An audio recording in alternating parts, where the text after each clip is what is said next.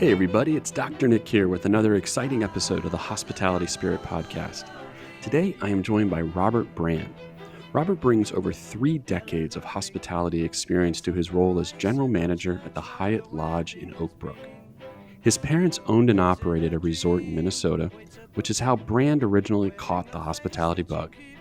Brand has worked in a management capacity at over 18 hotels, including large destination beach resorts, champion PGA golf resorts, urban, suburban, and airport properties, which all have allowed him to gain a valuable experience in just about every aspect of the business.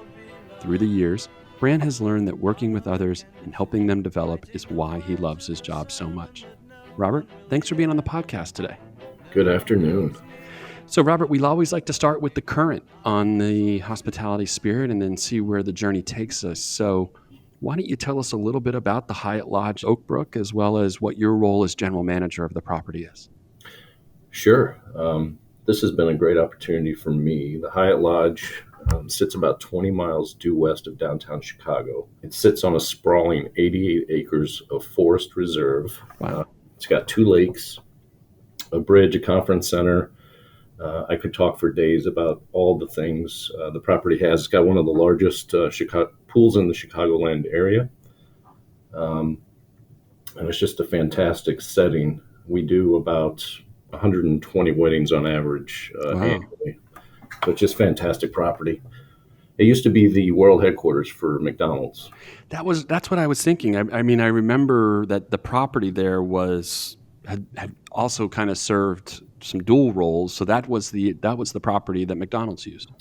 Right. And when it was McDonald's, its main purpose was for a training campus for all its managers. So it was fairly private, unless you were staying in the hotel on an off week where management classes weren't being held. Mm-hmm, mm-hmm. So one of our main goals has been to market it and get it out to the public and get the public on property. So, you mentioned weddings, and it's somewhat of a unique property in terms of its size. I mean, are you mainly getting people from the Chicagoland area that are looking to maybe just come out for a little staycation, or are you actively bringing in kind of the inbound tourists to the Chicagoland area with the specific intention of staying at the resort? I'd say a majority of our guests right now, especially with the pandemic, have been within a 100-mile radius. Our purpose and our goal is to, make it a destination resort and really bring people in from thousands of miles around. It's that beautiful of a campus that it will be a destination. And I was looking at the pictures online. I mean, it is beautiful. I mean, it's very modern. It really embraces the landscape that it sits in. Have you gone through a renovation recently, or is that kind of what it's looked like for the better part of the time that you've been there? So when it sold in 2018, about midway through the year, the new ownership group had scheduled a complete renovation for 2020. Mm-hmm. So, of course, that had to be pushed off, and it's now back on the books for 22 and 23. That's great. Yeah, it's an amazing well-kept property already, but it's going to be even better after the renovation. That's amazing. We've had GMs on the podcast before, but what we've also come to realize is that every GM's role is a little different, depending on where they are geographically, what type of property it is. What are some of the key bullet points when you talk about what your role as GM of the Hyatt Lodge Oak Brook? How do you describe it? I've always found great success with surrounding myself with great people. And I've really been able to do that at this property. We've been able to attract some very good talent. And, my role is to direct and tweak and keep people on their goals and let them do what we pay them to do. Mm-hmm.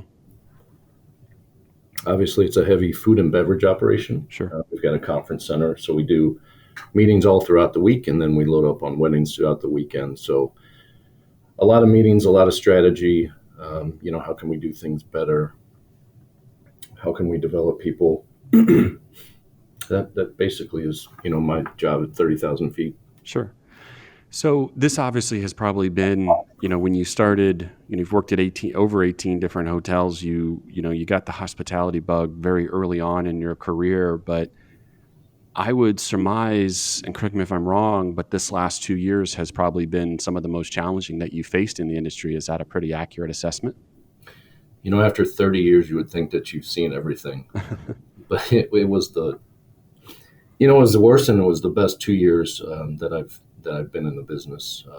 It was the hardest thing ever to let go of employees, but it's the best thing ever to invite them back. Sure.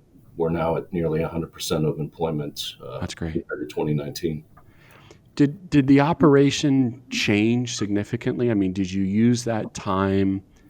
You obviously had to make the really tough decision to kind of have a reduction in staff. You eventually brought them back, which is amazing. But did that time away, during at the property, but then also you reflecting back, did you see that as an opportunity to make some significant changes to the property and to the guest experience? And when I say guest, it's both the internal customer and the external customer, so the experience of the employee as well as the paying guest. Cooking the food is the same. Checking people in is the same. I'd say that the major difference we had to do was reduce how many people we had doing everything. So services were cut pretty drastically at nearly every business out there. As we brought employees back, I think the focus was how do we get service back where it was in 2019 to those super high levels.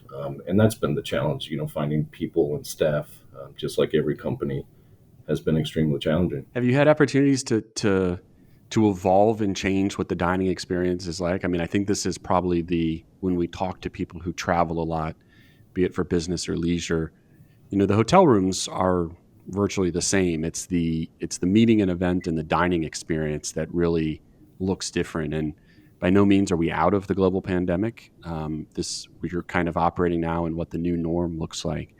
How is kind of the dining and event experience, which is a big part of what you do at the Hyatt Lodge Oak Brook, how has that changed during the pandemic and now where we are today?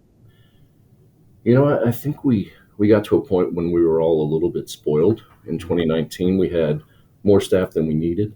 So I think when we reduced, managers were on the floor again. They were checking guests in. They were serving the food. They were cooking the food. So now that we've brought associates back, we want to keep those high level of services, and they just spend a lot more time on the floor. Even though we brought hourly staff back, I see management on the floor coaching much more than I ever did. And I think the passion for the service is there more than it had been. That's great. How have the guests responded to this? Are they empathetic to the challenges? Are they just expecting the exact same service that they did pre-pandemic? I mean, how have your engagement with service failures when they do occur and the opportunity to have a service recovery, and has that changed at all? That's been the struggle. It took us hundreds of years to get to the level we were in 2019. And then we just shut it off and fired everybody.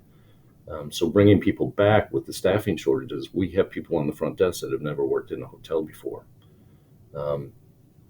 So some of the guests are okay with it and understanding, while other guests just, they fill out the surveys and they're pretty brutal. They want everything how it was, and I don't blame them. And I'd say for this property specifically, we're just about there. How is, one of the things that I love about when I was reading your bio is that you really had an opportunity to work in lots of different properties, urban, airport. How has that experience really benefited you in the current role that you're in today? I was at an airport property, and I'd started there at the Westin in San Francisco about 3 days before 9/11. And that was awful, but that only lasted a few days. Well, this has lasted 2 years. So I think just being at so many different properties, seeing different leaders, working with different employees, I think you just take bits and pieces and you try just to take the best things at each property, and it builds your resume and it builds your experience, and it gives you things to pull on when you go through things like this pandemic.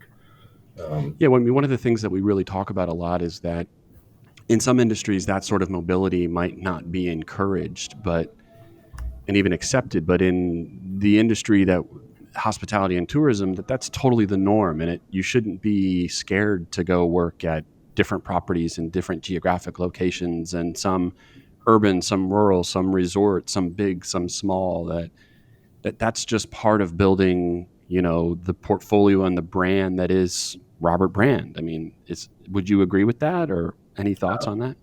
Absolutely. I think that's one of the best things I did when I was climbing the ladder. I probably moved every 2 years. I stayed with the same company as much as I could, but I Hmm. moved properties in cities. And I think I always encourage my staff to do task force at different properties within the company because I think you just garner so much from seeing other people do the same thing.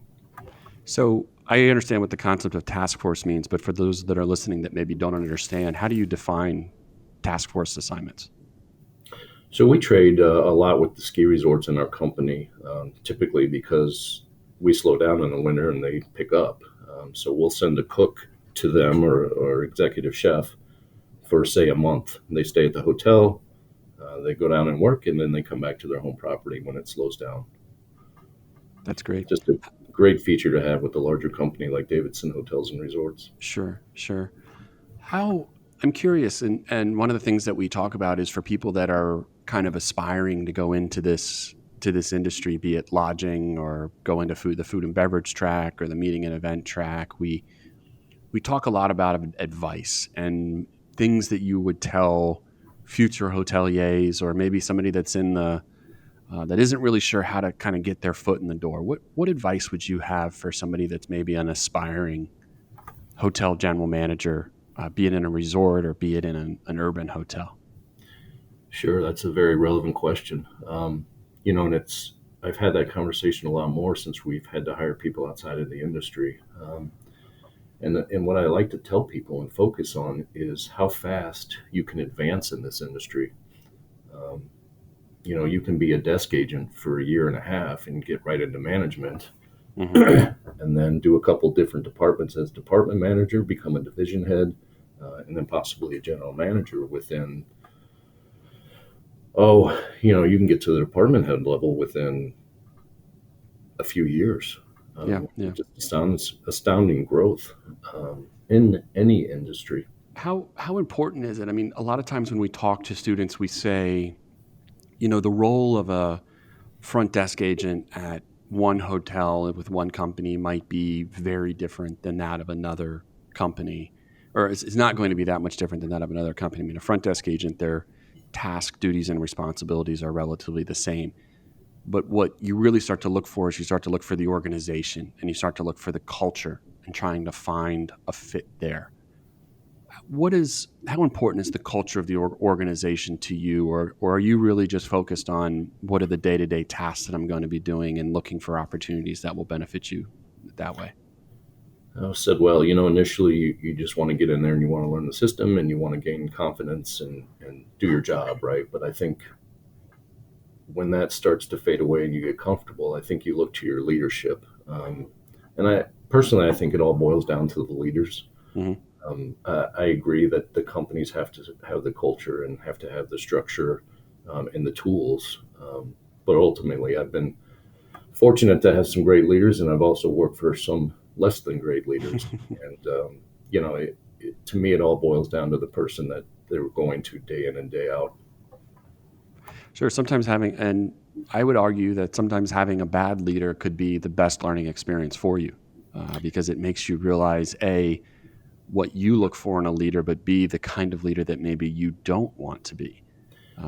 We talk about this so much with things like students going on their internships, that sometimes an internship is more than just learning a new skill. Sometimes doing an internship is learning, maybe I don't want to do this particular job or go to this particular company. Maybe I'd like to try something else. So, you can look at those less than desirable leaders that you've worked with or worked for or had work for you.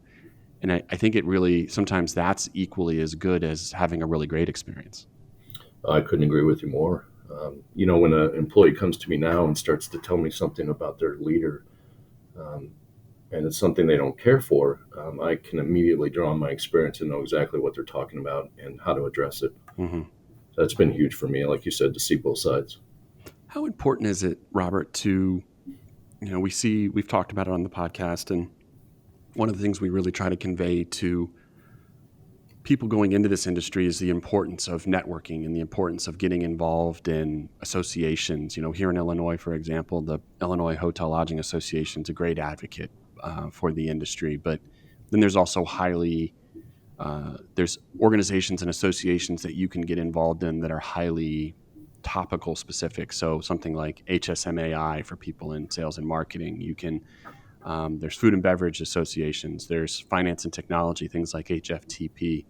How important are those associations for maybe even somebody just starting out or somebody that's already established in the industry to get involved in? It's one of the largest industries in the world, and it's also one of the smallest. That's very true. There's not a day, I think, that goes by that I talk to somebody that knows somebody that I know, or that we both worked with at a different property. And I think organizations, to what you were speaking to, have that same role. I think the more involved you are, the more connected you are, the bigger your LinkedIn account is, for example. I think those things allow you to advance quicker. Mm-hmm. I think more opportunities are brought to you, and I just think it makes your experience in the industry much more fulfilling.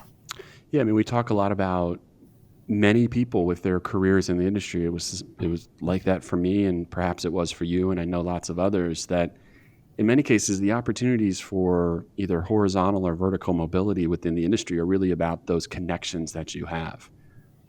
You get a call from somebody one day that you may have, engaged with years before, and they say, "Hey, you know what? I got an opening that I think you might be interested in," or, that's really kind of how the industry operates. Sometimes it's to your point, while it's the largest industry in the world, it's also about who you know, and it can sometimes be a really small world. And you realize that you might work with somebody and they'll transition out or you'll transition out, and then your paths cross 6, 10, 15 years down the line. It's funny how that works sometimes. And I think it speaks volumes to why you never want to burn a bridge in this industry, because it is such a small world. Those are absolutely key points. And I joke with my wife about it all the time. It's all about who you know. And it isn't, but it certainly helps. Whenever we have a position open, it seems that 10 people speak up and they know the perfect person for the job. And, that stuff just helps. Yeah. And I think some people think that there's a nepotism aspect to that. And a lot of times it's not, "Hey, my cousin needs a job, get him a cousin." It's no, "Hey, I worked with this person at this property. I think they'd be really good." That's just about that network. So getting involved in those associations, making sure your LinkedIn profile is already up to date, and, realizing that just like it is with customers, the relationships you have with whether you call them team members, associates, colleagues, ladies and gentlemen, whatever name you want to attach to it, those relationships are equally as important out there.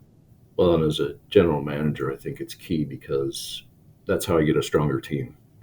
They know somebody that did that job at 3 different properties, and great references come along with that. And it really just helps me build the strongest team I have yet to date, I think. One of the things that I always enjoy talking about are kind of current trends, but also the things that we sometimes use the phrase, "What keeps you up at night?" What the day-to-day running of a hotel, your experience working at more than 18 hotels, you kind of have it down. You know what the arrival experience is like. You have a sense of what the expectations are for the business versus leisure traveler. What are the things kind of on the horizon that are on your radar to say, this is where we need to start putting some of our strategic thinking, some of our manpower, some of our financial resources, looking into the future, not just at your property, but maybe the industry as a whole? Sure. I think the pandemic has flipped our script a little bit. While we used to depend on business and business travel, social is now what's keeping us all alive. And the concern is with the work from home movements with Google and Facebook and all these large travel companies. How are we going to replace that business, and how are we going to operate? Interesting. And do you think that's something that you're going to see, that you kind of have the responsibility of dealing with that on an individual property basis, or are you talking to your colleagues within the country and or in the company within similar roles to try to come up with a unified effort? Or how is that panning out in your mind? Every pocket is different. Every suburb and every urban area is different, and different companies fill those pockets. But I think right now we're all just talking about getting what we can lined up for next year and finding the group that we can. Even as large citywides downtown are hesitant to come back, and when they do come back, they're a quarter of the size they were in 2019. Sure. I think it's right now we're we're booking as many weddings as we can for next year just to be sure that we have some base. But I think going after business and finding out who's traveling is what everybody's doing right now. So right now, I mean, what does for those that are maybe curious about your specific property or what you do in your role as general manager, what does a traditional, I mean, I know there is no set in stone week in the life, but what does day in and day out look for you maybe over the course of a week right now as we're kind of ramping back up into a hopefully a pre-pandemic level of business? Yes, please. I think right now for me, I've always spent a great deal of time with the sales team, but right now I spend an inordinate amount of time with them. And it's not just the director of sales, it's each one of them. It's one-on-ones. What are you working on? What's the lead? If someone gets a hot lead for a large group next year, it's all hands on deck. Get them to the property, get a site visit done. Because when you come to this property, you're sold. Sure. So it's things like that. It's getting in there and rolling up your sleeves and sending the client an email with something personal that we find out about them, what the football team is, trying to make that connection and really trying to get them to commit to the property. Mm-hmm. What, as we kind of wrap up here, we oftentimes end with this concept of what advice you have for people looking to get in this industry. And before I kind of get to that, one of the constant themes that we see continuously come up when we talk to people in senior leadership roles like yourself is the importance of mentorship and what mentorship, either being a mentor or having a mentor, how has mentorship benefited you in your career? When I'm asked who was my mentor, I immediately go back to one of the first bosses I ever had. And he was the one that taught me about productivity and the numbers and the financials. And it's carried me through so many jobs and put me in a much better situation in terms of performance in managing departments and other people than I would have ever been had I not worked for this person. I think it's critical and it's crucial, and it's one of the things that we talk about a great deal at my property is who are you mentoring right now? I think sometimes there's some hesitation on people's part and they don't understand how to go out and find a mentor, and they're kind of embarrassed to do that. What advice do you have for somebody that is maybe looking to get a mentor but doesn't really know how to cross that threshold? What I found is that a lot of mentors are hesitant to call themselves mentors. So we actually push for the managers and the department heads to use the word, let their employees know that they are mentoring them and they are mentorees. Interesting. And, just get the conversation going because they're all mentors. They're all doing some type of mentoring. Yeah. As we wrap up, I mean, any other kind of sage words of advice? You're sitting at this beautiful property, I think 80 plus acres, you said, and 18 different hotels you've worked at in all different sorts of markets. Somebody's listening to this right now and has aspirations of one day sitting in your chair, wearing your shoes. What's some advice that you would pass on to them based on your experience? In any industry, I think you have to get in, you have to work hard, you have to stay focused. But the one word that always comes back to me in this industry, and especially now, is evolve. Continue to evolve. And I think that's helped me. I'm never stuck in my ways, or I'm never stuck in saying, at this property we did it this way, so let's do it that way here. It's always about evolution, and maybe we can do something better. That's great. So it's not just about the evolution and innovation with the product that you're delivering to customers. It's also about your own personal evolution and innovation and professional development. That's great advice. Absolutely. Well, Robert, I want to take a moment to thank you. This is, as you said, it's nothing could have prepared you for the last 2 years have been like, but you're on your way to bigger and better things. You have a very unique and amazing property for the Chicagoland area with the Hyatt Lodge in Oak Brook. And from the bottom of my heart, and I think I speak for Jamie and all of our team here, thanks for being on the podcast today. Thanks for having me, Dr. Nick. It was a pleasure. Another one bites the dust. Hey, we're gonna get you too.